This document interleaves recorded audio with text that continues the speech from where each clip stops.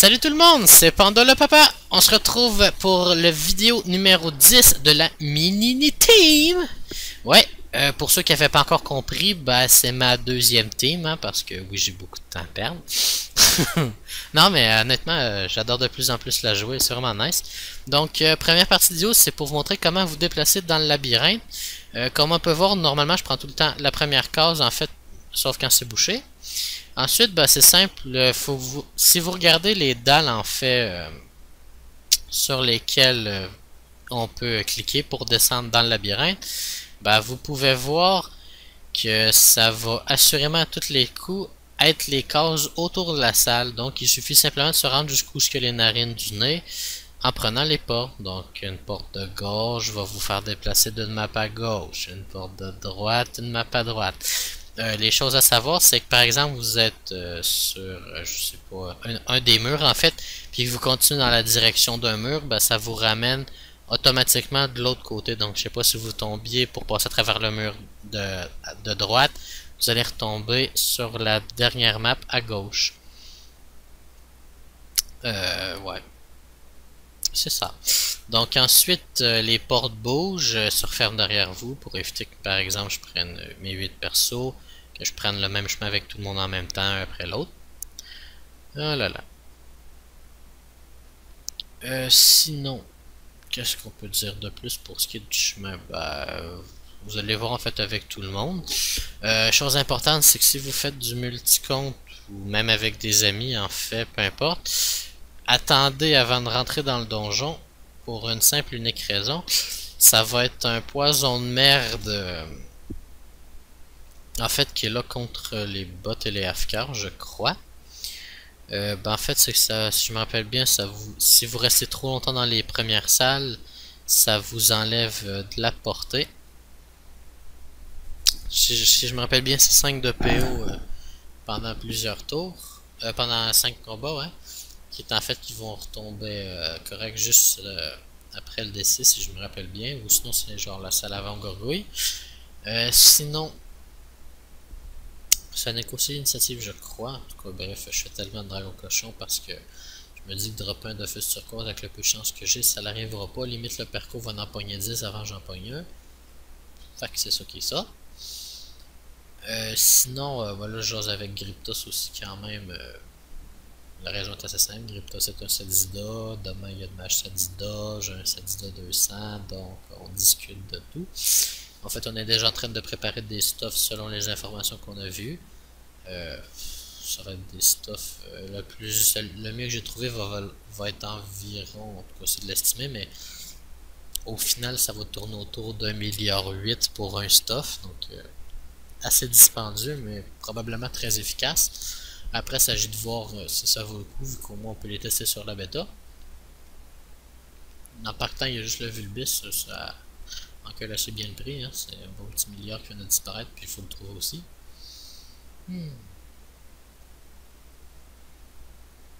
Sinon, pour ce qui est de la mini-team, quoi dire de plus en ce moment, la Sécrie à moi. La Sécrie a atteint le niveau 150 tantôt. Elle est rendue 151 actuellement. Les plus petits persos, je crois qu'ils sont rendus niveau 117 ou 118. Ah, c'est quand même surprenant, mais le D6 peut quand même un peu plus que j'avais pensé. Ah oui, pendant qu'on est là, faut pas oublier une chose, pendant que vous passez ici, ça l'agresse. À part les ports salut, qu'eux n'agressent pas, tous les autres monstres agressent. Donc, si vous vous approchez proche d'un groupe de monstres, ben ils vous attaquent. Donc, comme je vous disais, en fait, là on a une transformation en petit cochon, on s'en branle. Donc, vous voyez peut-être l'effet en haut en orange. En fait, on voit pas l'effet tout de suite, ça déclenche un autre effet. Dans le fond, ça c'est juste du temps. Dans le fond, ça dit à quelle heure vous l'avez obtenu, comme vous pouvez voir maintenant. Suite à ça, je crois que c'est 1 minute. En fait, si vous restez 1 minute dans les salles, vous avez le malus justement de PO et d'initiative. Oh là là. Non, je regarde les couleurs du panda, puis j'ai pas la bonne teinte de turquoise. Il va falloir que je le change plus tard. pour remettre le turquoise de Panda Didadaledu. Mais bon, ça c'est un détail.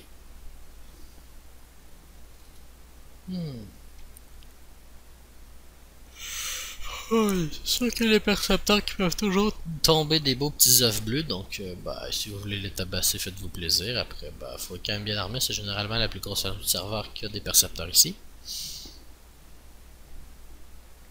Donc, j'ai pas filmé, en fait, si j'ai filmé tous les salles, mais je les ai pas tous mis. En fait, j'ai mis les salles où il y avait de quoi d'intéressant à regarder. Donc ici, on a le challenge contamination. Dans le fond, c'est qu'une fois qu'on a les touchés, on a soit 5 tours pour finir le combat, soit 5 tours pour tuer l'allié. Je préfère tout le temps opter pour faire le combat en moins de 5 tours, c'est vraiment moins chiant. Oh là là.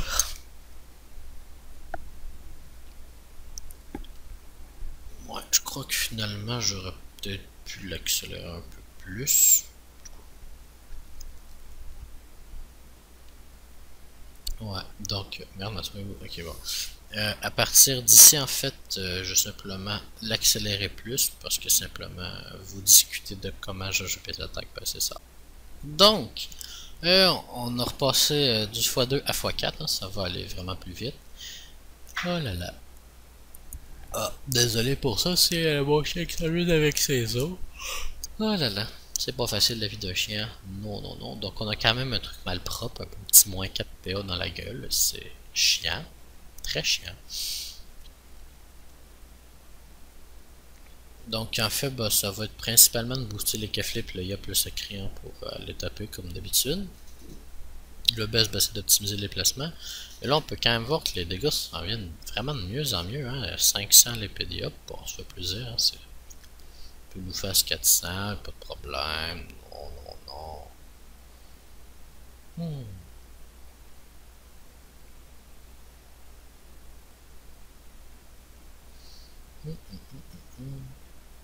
On peut toujours aussi faire exactement ce que j'ai d'affaire. En fait, c'est de se faire aussi des petits persos pour taper un peu. Bah, les points de vie, c'est des points de vie. Hein.